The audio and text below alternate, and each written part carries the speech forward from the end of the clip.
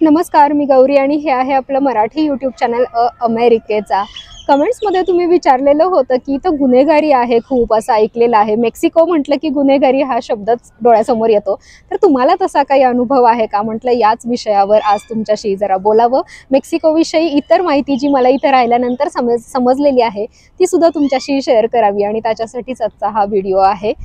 तर थोडंसं मेक्सिको देशाविषयी पहिल्यांदा बोलूयात। हा जो देश आहे तो अमेरिकेला लागून उत्तर अमेरिका खंडातला अमेरिकेला लागून असलेला असा देश आहे। हा असा माशासारखा त्याचा आकार आहे, मी येताना सुद्धा तुम्हाला दाखवलेला होता। आणि फक्त 13 कोटीच्या आसपास लोकसंख्या आहे यांची, फार नाहीये।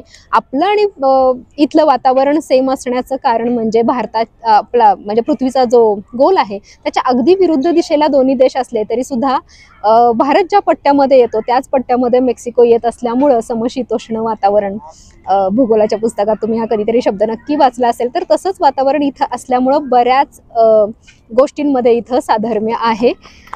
दुसरी गोष्ट म्हणजे इथं भारतीय किती आहेत असंही तुम्ही मला विचारलं होतं। तर साधारण 8,000च्या आसपास इथं भारतीय आहेत, जे की ऑलमोस्ट IT सेक्टरमध्ये काम करणारे आहेत।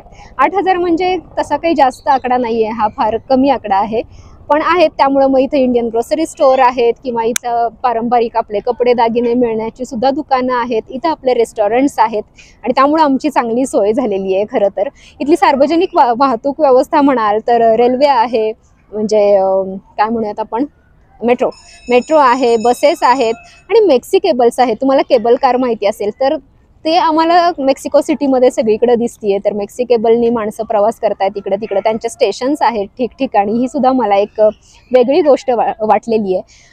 मेक्सिकोमध्ये गरिबी आहे का? तर नक्कीच आहे। म्हणजे आता आम्ही राहतोय ते एक शहर आहे, राजधानीचं शहर आहे आणि त्यातही बिझनेस हब आहे, त्यामुळे खूप सधन अशा एरियात आम्ही राहतोय। पण इथं सुद्धा गावखेड्यांमध्ये शेती हाच मुख्य व्यवसाय आहे।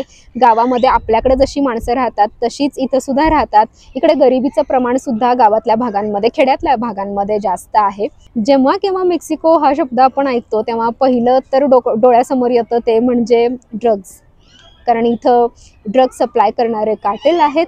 जवळजवळ 10 ते 12 गट आहेत इथं ड्रग सप्लाय करणारे आणि त्यांच्यामध्ये सतत भांडणं होत असतात, मग त्यामुळे देशामध्ये हिंसाचार होत असतो।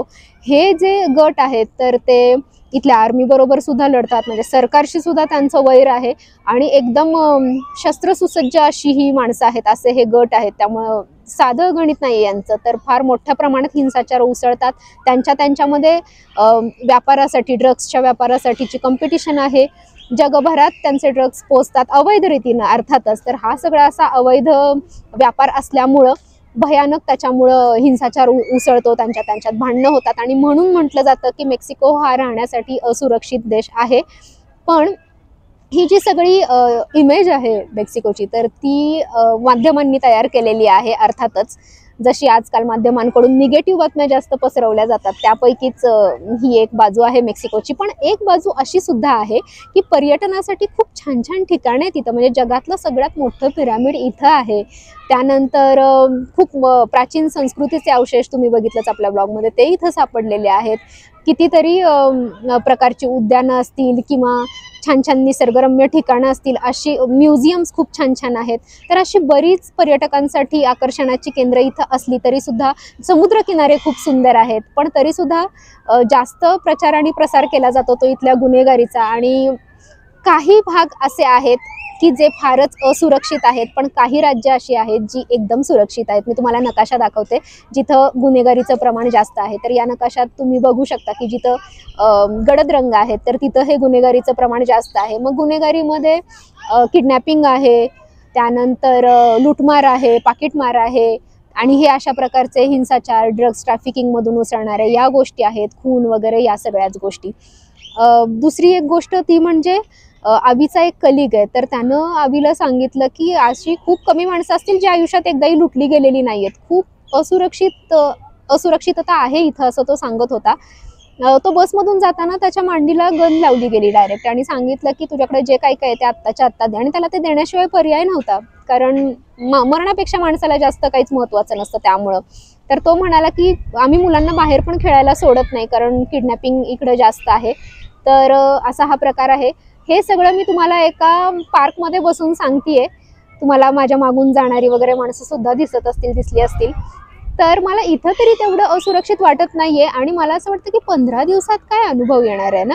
आम्ही फार थोडे दिवस आहोत इथे, आम्ही त्यातही खूप सुरक्षित अशा भागात राहत आहोत, चांगल्या भागात राहत आहोत. त्यामुळं 15 दिवसात असा काही अनुभव आम्हाला तरी आलेला नाही. खूप काळ राहिल्यानंतर कदाचित तो येऊच शकतो, काही सांगता येत नाही.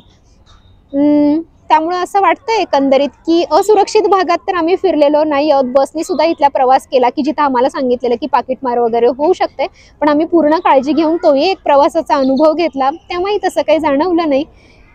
एकंदरीत मेक्सिको अशा प्रकारे एक्सप्लोअर करायचं आमचं सुरू आहे. पण ही जी महत्त्वाची माहिती होती जी तुम्हाला मला सांगायची होती, कारण मेक्सिको म्हटलं की जो शब्द तुमच्या मनात येतो तर त्याविषयी बोलणं सुद्धा तितकंच महत्त्वाचं होतं. तर त्यासाठी आजचा हा व्हिडिओ होता. आवडला तर नक्की लाईक करा. भेटत राहू अशा छान छान व्हिडिओ सहित. बाय.